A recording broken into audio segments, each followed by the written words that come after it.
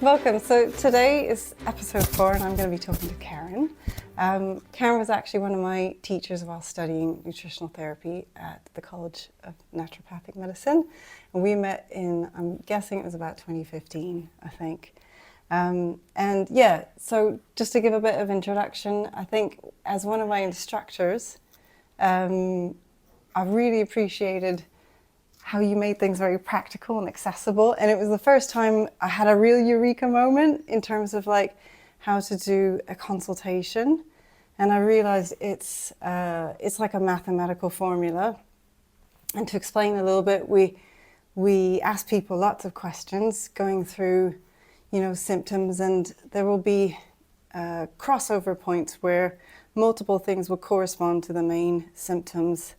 And then that all kind of proves itself as you get to the end, seeing the systems under stress and then where somebody needs help. And I think when I realized that, it was just a big relief, because otherwise there's just so much information. It's very overwhelming. It's very stressful trying to do it. We had to do obviously clinics and do them in a certain amount of time, which is stressful. But realizing there was a formula was a real relief for me. So we're going to talk today a little bit about Karen's journey in terms of her professional development to where she got to today with Team Gene. And then I'm hoping we can also discuss a few sort of bigger topics in a general way, but protein being one of them, genes just in general, nutrigenomics, and healthy diets, if we can touch on that a little bit. So welcome, Karen. Thank you. Thank you, and thank you very much for inviting me. It's lovely to experience all these different things and how to do podcasts and all that sort of stuff. Oh, brilliant. Thank you. Okay, so I think if you wouldn't mind starting from before you were interested in nutrition, a little bit, I guess, of what led you into it, and then sort of what were, I guess, key milestones on that journey, essentially. So I came out of college and primarily went into hospitality. So I used to, run housekeeping departments and reception, and then I sort of migrated into restaurants. And I was lucky enough to go to the other side of the world and run a restaurant out there. And I guess really it was out there that I started to realise, because the Aussies tend to be a little bit more sort of understanding of perhaps Mother Earth and sort of how things work, not to say that we don't.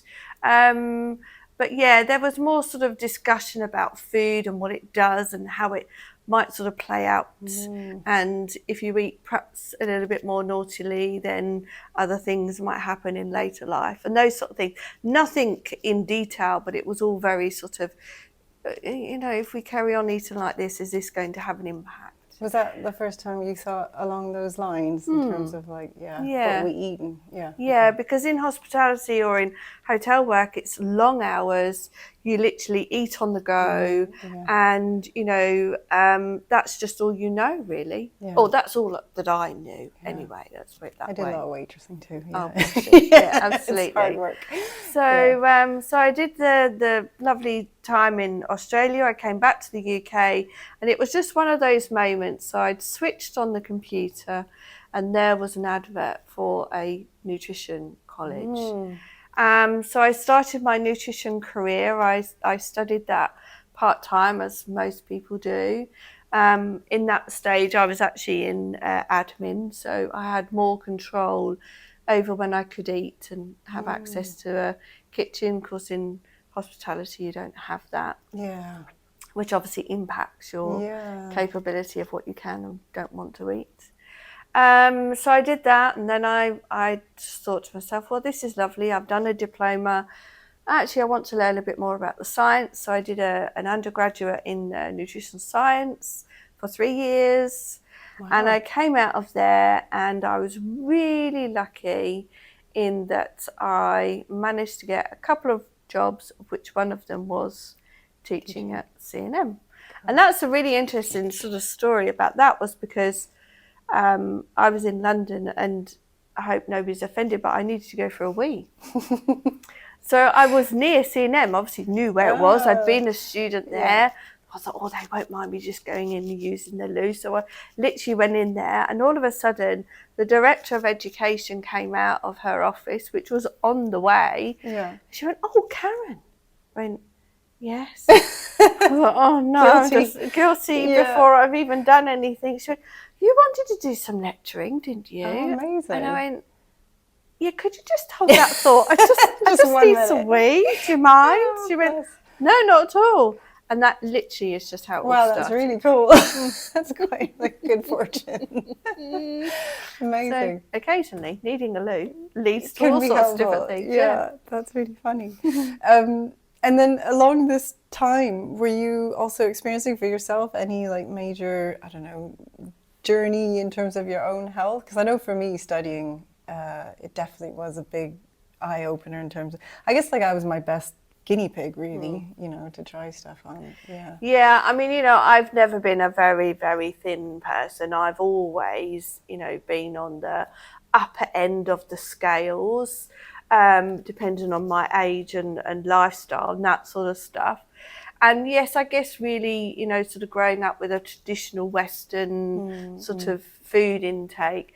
Yes, of course, I now know what I should and shouldn't be eating, but I am also real, which I do know that a lot Brilliant. of students sort of quite like, is I do know that there are times when I'm really busy and I do have a chocolate bar. Yeah. And, or I don't know, it was a couple of weeks ago, I went to a takeaway and I had fish and chips. And it was, I really enjoyed it. But, you know, being in the nutrition world, you're occasionally students sort of put you on a bit of a pedestal. Oh, I'm sure she doesn't eat this and eat that. But yeah, I do, you know, because. Yeah, I think it's important. And also I enjoy it. Yeah. I am better now, but I do perhaps sort of take the 80-20 rule to a max. That's great, yeah. That's what I do.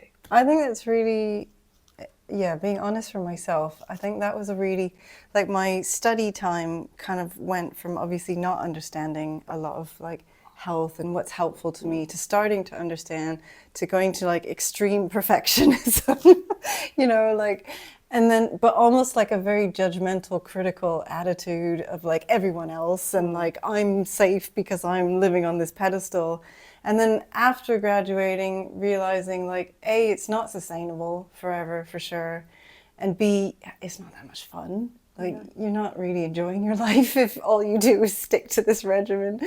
Yeah, so I feel like it's really important. I'm really glad you said that because I think it's an important thing to share. And I mean, me being the guiltiest one of all, being like judgy, but yeah, I try to backtrack on that. No, I mean, there are people that do have to be very strict in what they're eating, particularly if they're a celiac. I mean, you know, you just have to be gluten-free completely. That is unfortunately just how it goes. But if you are somebody that doesn't have those types of sort of conditions and, you know, you do have a busy life, but you want to be as healthy as you can, you, in my opinion, you really can only do it 80-20 because that 20% is the times when literally you just don't have time. You've got to go and pick the kids up. You've got to go and, you know, go to multiple meetings throughout the day, even if they're online.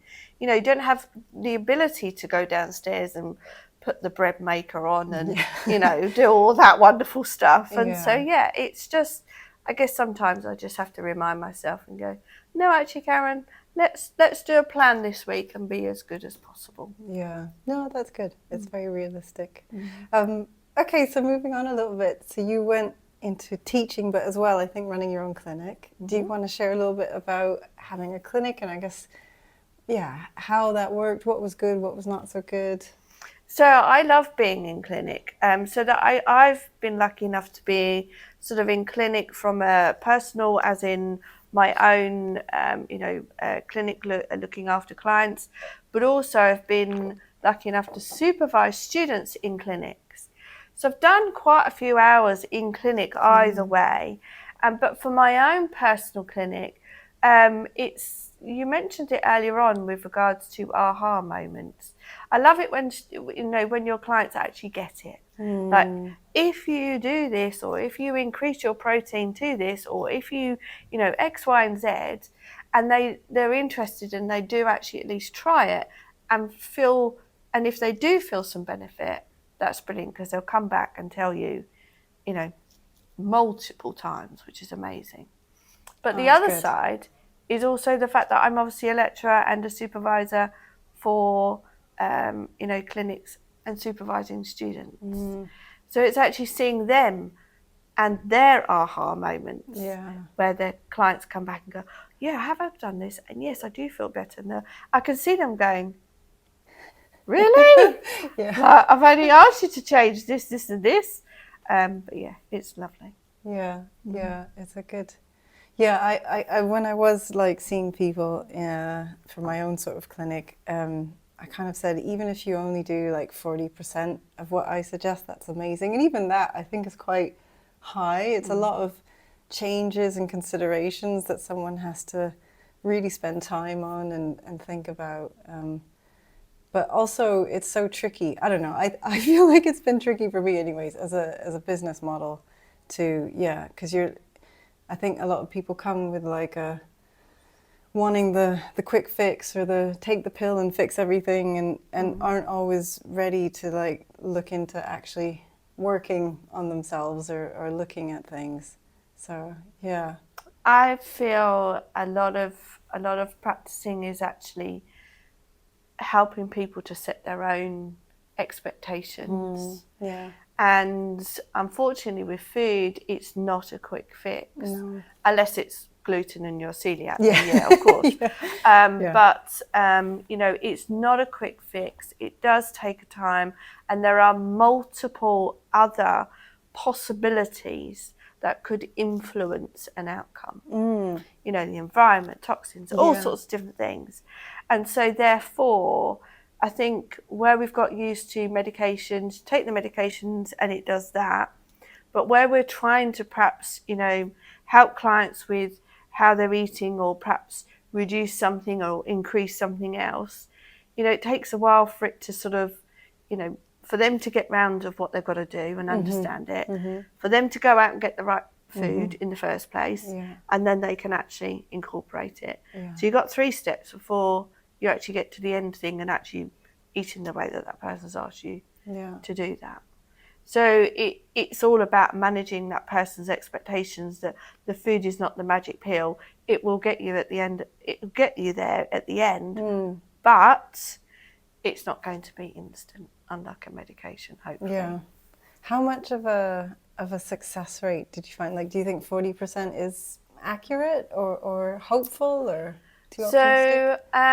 So I think where you were coming from with regards to your 40% was like, you know, here's my plan. If you do 40% of it, I mean, you know, I do see students' plans and they go on for blinking. I could go on for miles, let alone pages. It could go on for miles. Because we're just trying to fix that person in that one go, because of the model that you're all, you know, you're all sort of going through. But no, for me, I tend to have around about an 80% success rate. That's I great. would say. Oh wow! But I've learnt to rein it all in. Yeah. I've learnt that I only give people, I give them maximum 6 things to do. Got it. And even then, they can choose 3 things, and they choose what they want to do. That's interesting. And then they have chosen what they want to do. It's not me dictating quite empowering to them. So yes, it's about setting those boundaries. Yeah, mine was usually like 10 to 12. Very much in the student style. Like I didn't really evolve from that. No. So yeah, that makes a lot of sense. Okay. Okay, so I guess we can move on a bit to talking about, I guess it's around COVID time. So you said you did a master's in, was it in nutrigenomics or just genetics? Okay, so nutrigenomics. So very simply, what is nutrigenomics? Well, how many hours have we got? Yeah, absolutely. So it's all about the reaction of either your genes towards the food you're eating, and they can have quite a big sort of impact on how how your body replicates, basically. So all the time, as we're sitting here, as people are listening to this, we are making new liver cells, we're making new skin cells, we're basically replicating our DNA. So that's what we're doing. Yeah. And nutrigenomics is all about the food that you're eating can have an impact on sort of the recipe that's being made, I guess, really. But also the other side of the coin is actually the genes themselves can be affected not only by what you're eating, but what you're eating can also affect the genes. So it's like a two-pronged approach.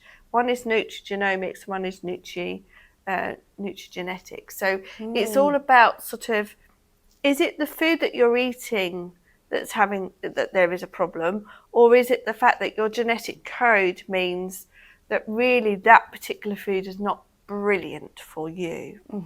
So it's really all about, so again, it's nutrition and genetics. Basically, how do the two interact? And what can someone hope to understand from? So what we can hope to understand is, so when we're making our, whatever it is we're making, cells or whatever it might be, unfortunately for some people, that particular gene will code, let's say, for an enzyme. Okay, and for some people, when the body's actually making this particular, so it goes from DNA into RNA and then into a protein. Now, from DNA, which is our master sort of instruction booklet, it gets known as transcribed into RNA. Now, in that, the way that I guess really put it into easier way to remember that is DNA is your recipe booklet or book, and then RNA is the one recipe that you're wanting to make. Let's choose something nice like a lemon drizzle cake, for instance. Yeah. Now, of course, that might be making a liver cell, but let's just say it's a lemon drizzle cake. Okay. Yep. Now, in that translation or transcription, as it's called, there can be some spelling mistakes. Yes. Okay. So these are called SNPs. They're called single nucleotide polymorphisms. Now, what it means is that enzyme is going to be produced, but because there's spelling mistakes in it, the enzyme might not actually either act in the way that we're expecting it to. So it still produces the enzyme, but normally what happens is that enzyme is a bit slower in doing what it's supposed to do, or it's a bit faster in what it's supposed to do. So if we bring that back to the cake analogy, lovely lemon drizzle cake, but what happens if the word sugar was accidentally replaced with salt? So we would still get a lemon drizzle cake, Right. but it's not going to be edible. Yeah. Or somebody might eat it rather slowly, if you see what I mean. Yeah. You know. Okay. So you'll get the end result. Yeah. So I'm sort of not saying there are some genetics, insertions and deletions where people have all sorts and other diseases can develop. The bit that I'm really more interested in from a genetic perspective is from a food perspective. Hence why it's nutrigenomics, it's nutrition and genetics. So what does your nutrition, or what does nutrition do to your genes, basically? That's a really great analogy.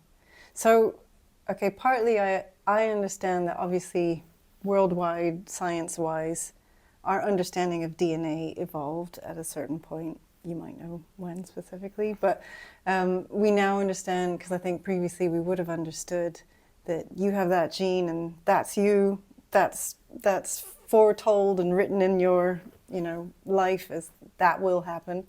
But obviously now we understand that that's not necessarily the only thing that will influence your life. Obviously nutrition being a big part of that. But where somebody has the recipe for lemon drizzle wrong or misspelled, is there a solution or a fix or a workaround for everything? Not for everything, unfortunately, but what we can do is we can look at what that enzyme needs, as in cofactors, or which tend to be vitamins and minerals, Yeah. or some sort of enzymes are what we call dependent. So if you didn't have that vitamin or mineral, it couldn't act out its role.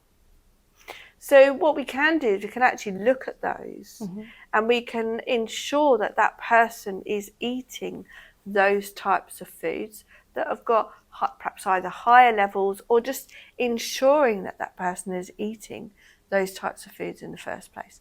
And can I give you an example? Please. Okay. Because these words are lovely, but sometimes I find people just sort of go, yeah, but how does that actually work? Of course, yeah. And that's the lecturer in me, I guess, really. So let's say we're going to look at, or let's think about a gene that's called BCO1. Okay. Now, O is in the letter O. And it's all about beta carotene, effectively. Okay. Now, beta carotene comes or is in all of our brightly coloured vegetables, and that is basically our vitamin A from plant sources. Okay, we can get vitamin A from animal sources. Not beta carotene; it's just vitamin A from animal sources. Now, there is no gene that codes for an enzyme, i.e.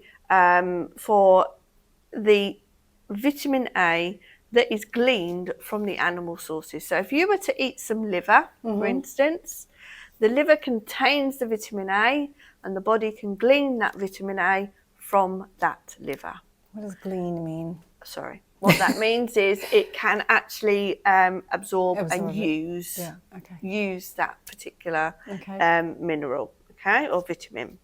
However, if we are going to rely, or if we are eating brightly coloured vegetables, which I'm sure everybody knows that we should be eating. Yeah, hopefully.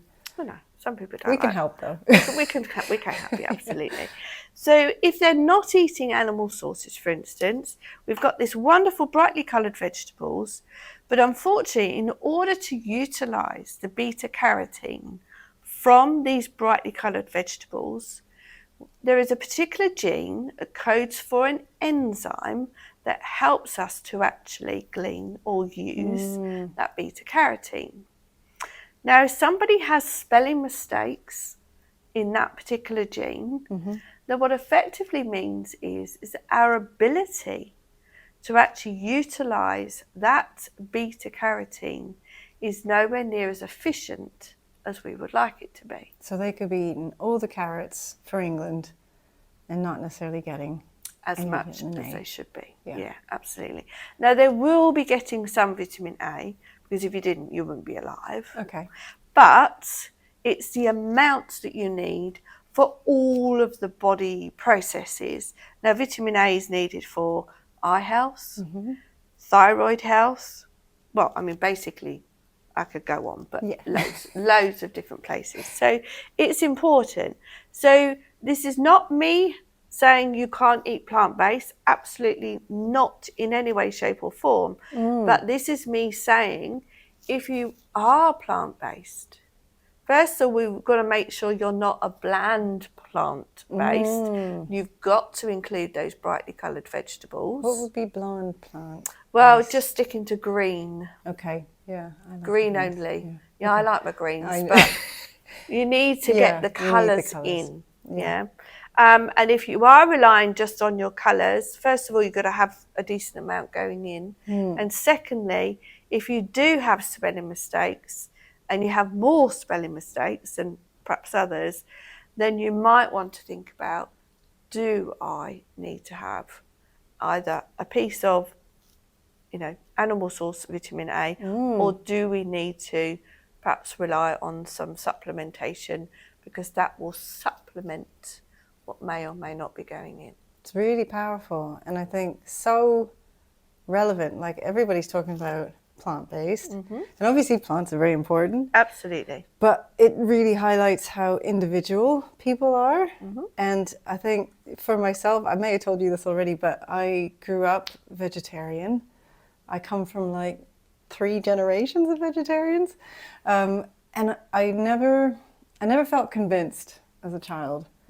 And then going to school and studying nutrition, I found that's interesting. None of my teachers are vegetarians. And for myself, like I obviously, my parents come home and I practice eating just vegetarian again, but I really see my energy go down. And I don't think I've done any testing genetically to see exactly what you're saying. I've done other ones, but I think I feel so much better having, even just like a few times a week, having animal protein.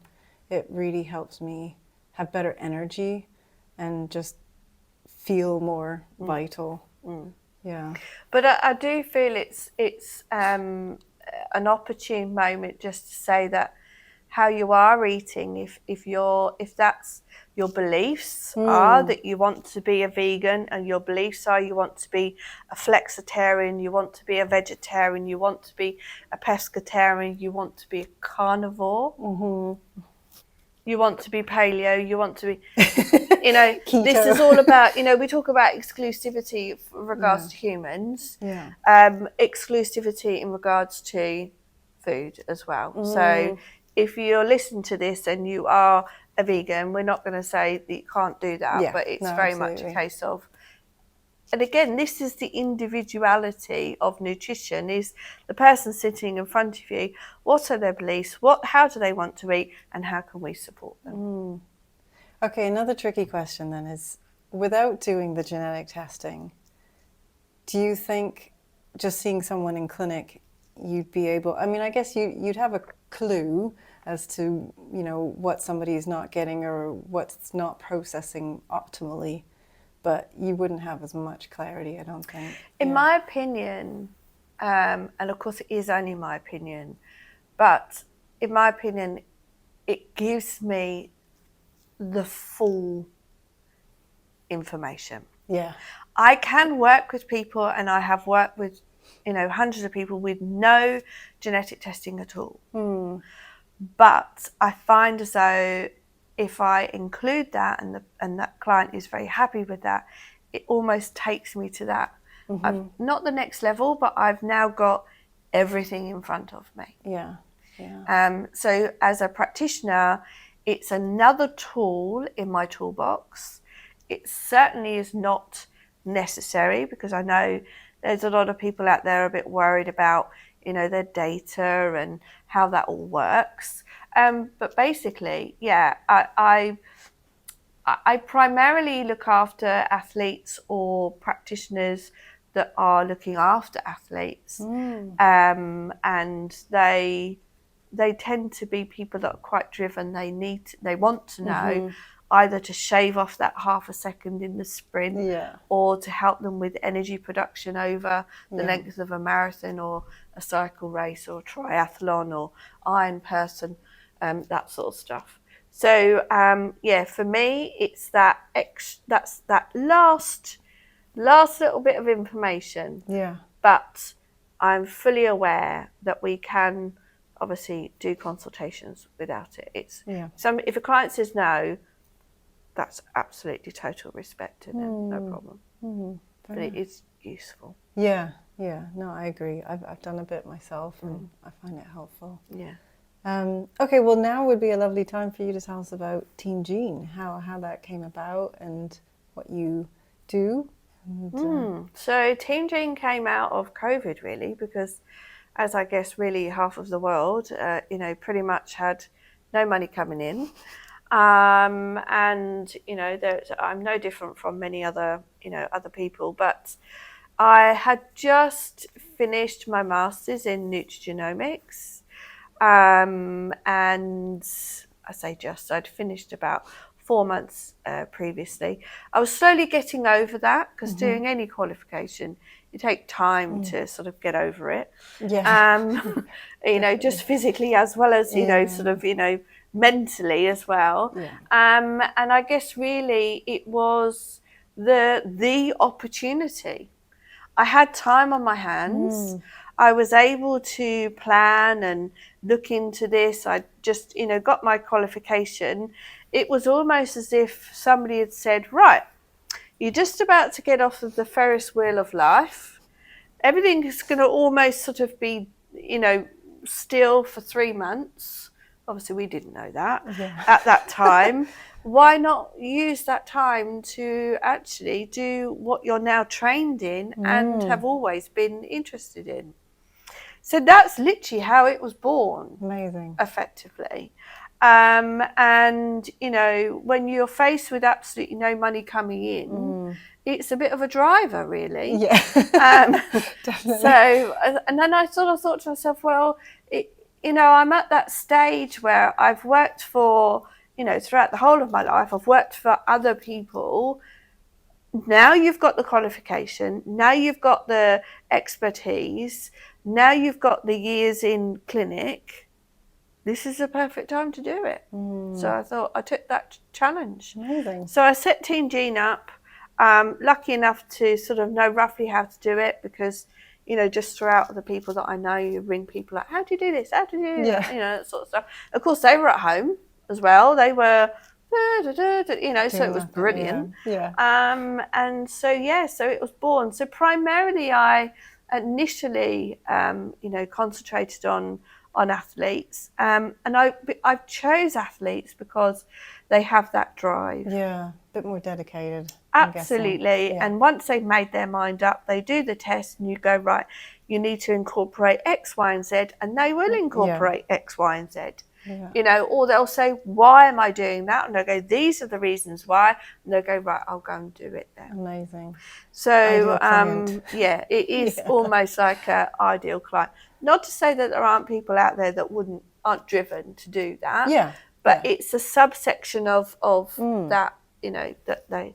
So I started out there, and then I've now sort of reined back what I would call the one-to-ones from that, because obviously you do the genes, you've got to give them all of the information. So I now sort of attract practitioners who are looking after athletes. So I train them, so it's one person, and then they obviously, incorporate that into their practice. Yeah. Oh, very cool.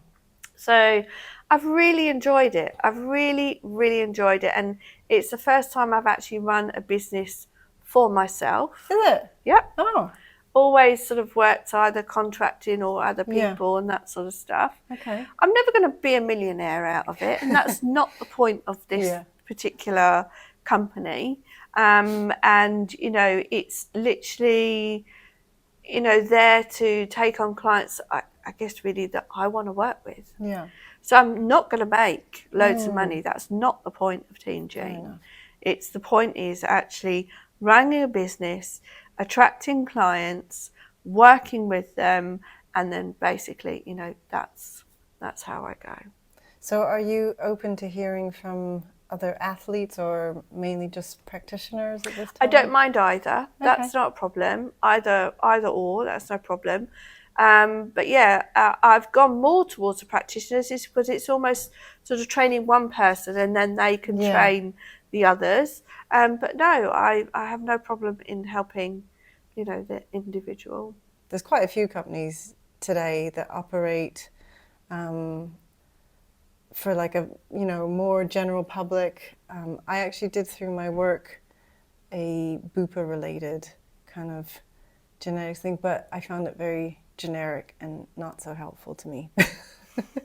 But there's a few obviously that focus on like specifically as well genetics in terms of like the right exercise type for you, or just caffeines and your your chronological cycle.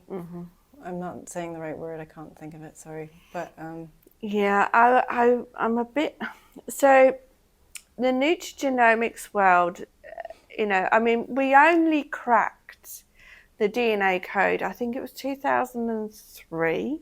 So it's only 20 years and a bit ago. Yeah. Now, in the science world, 20 years in normal is like 5 minutes. Yeah.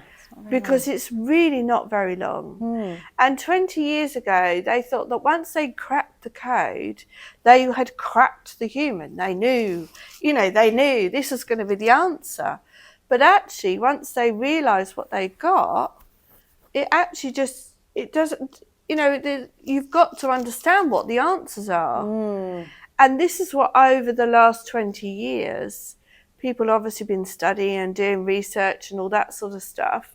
And so, of course, to make genetics commercial, they want, you know, companies are obviously offering things that people that are interested in, and chronological age, or aging in general, or, you know, how are you suited to this particular type of exercise or that type of exercise, all that sort of stuff. It's lovely.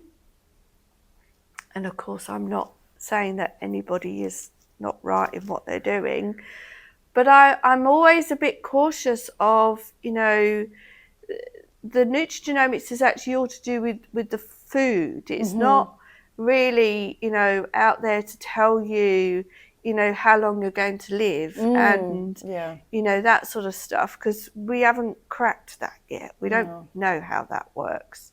So, so Team Gene has gone more down the sort of individual pathways, as in how, you know, perhaps estrogens are produced, or thyroid health, or things such as, you know, how we detoxify, that sort of stuff.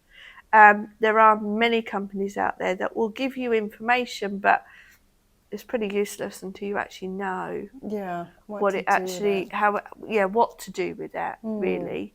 And so, so not to say that the companies out there aren't doing, you know, some super work, but I would choose wisely in regards to what do you actually want to get out of genetic testing. That makes sense. And so if you can answer that and a company fits that, perfect, go with that.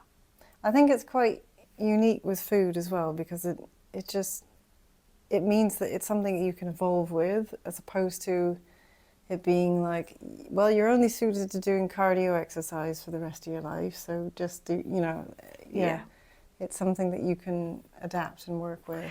I have obviously in the industry, I know of at least 3 athletes who have run multiple genetic testing because they just want to know that bit up from that company, that bit from that company, and all that sort of stuff. And 3 of them apparently have come out from a genetic testing perspective to be endurance only, right? They can only, they're only good for endurance. Well, these 3 athletes are the best sprinters. Interesting. That we know about. So so it's not there yet. That's really interesting. So you know, if somebody says, oh, you should only be doing this and only doing that, I always sort of say, okay, are we there yet? Nutrition wise, we are more, and because we know nutrition far more than being able to predict if somebody's far better at doing endurance or you know, sprinting, for instance. It brings in such a good debate. It makes me think of the film Gattaca. I don't know if you remember that. It's pretty old. It's about 20, gosh, maybe more than 20, maybe 30 years old. But it was set in the future, kind of dystopian, where especially like around having children. I mean, it's kind of very close to the present, but people were able to sort of see the fetus in utero and be like, oh, well, make sure they've got blue eyes and take out of this possibility of XYZ disease. And you had a world where people were engineered, essentially. And the story was around 2 brothers. One of them had been engineered and one had been born before that. And one had a heart condition, the non-engineered one, but was always trying to outlive or outdo his diagnosis as such. And it was a beautiful, I guess, struggle throughout the film to see if he could. And I like that debate. I think it's really interesting. Because as much as we can get very prescriptive and being like, well, it's written, it's clearly down there in your code that you can only do X, Y, Z.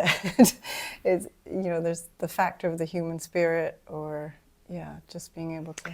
Yeah, the other way that I see it, and I love the scientific world. I'm in it, you know, and but I do know that there are some sort of limitations, and particularly when we're looking at research or studies, you know, there are millions of really good studies out there that have been designed well, and you know that the participants are, you know, whatever it might be.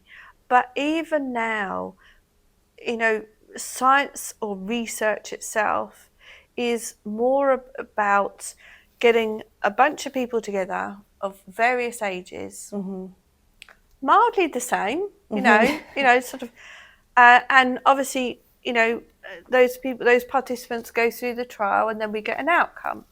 Fine. But unfortunately, in the science world, they don't believe in n equals 1. And as humans, we are n equals 1, because unless we are, identical twins, We're all individuals. we are all individuals. Yeah. So this is why genetics is only part of the picture.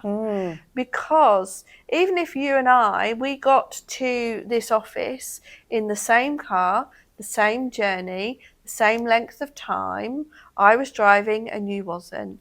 So the outcome might be different, and your experience of that journey will be different because I was driving and you weren't. Now that's not a major difference. We're both in the car, we're both sitting next door to each other. We both see the road ahead of us. We both can see the traffic lights. But I've got a different, response to those stimuluses than you have. Yeah. But we're made up of two completely different people. So this is why. This is also why, we do need to have genetics. We need to have bloods. We need to understand, how is that person eating now? We need to know a really good case history, medical history, background, if you know any parents' histories, that sort of stuff. And then we can literally just piece it all together. And that's what nutrition sort of does. From a food perspective, we look at the food you're eating, the environment you're in, and of course, obviously, the lifestyle that you have. And it's all about picking and putting all that together. And again, genetics is part of that picture. Yeah, that's a really good way to sum it up. Yeah, I definitely agree. It'd be interesting if, I know with AI and developments in science, if all of healthcare could become completely individualized. I doubt that will ever happen, but it's kind of slightly moving towards that. But yeah, interesting. And any sort of advancement into that, I would welcome, because from my understanding, and of course, we don't know where all this is going to go, but from my understanding, if we can make those simpler tasks easier and more efficient, more effective, then but I'm probably of an age where I might just leave the young ones to do the AI stuff, and I'll just leave them to it. Okay. Well, thank you. I think it's been a really interesting conversation. I've got one sort of closing question, which is, what is the one thing you'd like to see change in the next 5 to 10 years? And I think, it could be around any of these sort of topics, but. Wow. Okay. In the next 5 years, change. I would really like for everybody, however we're eating, to respect how those other people are eating. As in, there are, we have some very strong groups in this world, and quite rightly so. You haven't been able to get access to what you need and all that sort of stuff. I would just, if somebody is it goes into, I don't know, a store or a restaurant or whatever, and they want to eat, and it's a healthy way of eating, not an unhealthy way, but they are a healthy So not way of McDonald's. eating, you know, is that the two opposites can actually have a conversation and understand either side's, you know, opinions and reasons for doing the differences without them sort of really getting upset about Politicized and yes. yeah. Because if we can all live together, Yeah. then we should all be able to eat together. That's a lovely sentiment. Yeah, I like that. And if we can all eat together, then we can all become more of a community. And if we're more of a community, then life gets easier. So that's what I would really like in the next 5 to 10 years, is that you may have your persuasions, you may have what you want to eat. Perfect, lovely, go for it. No judgment. But somebody else will have something else and it works perfectly for them. Yeah. So why can't the two actually coexist? I like it. Yeah. There you go. Thank you.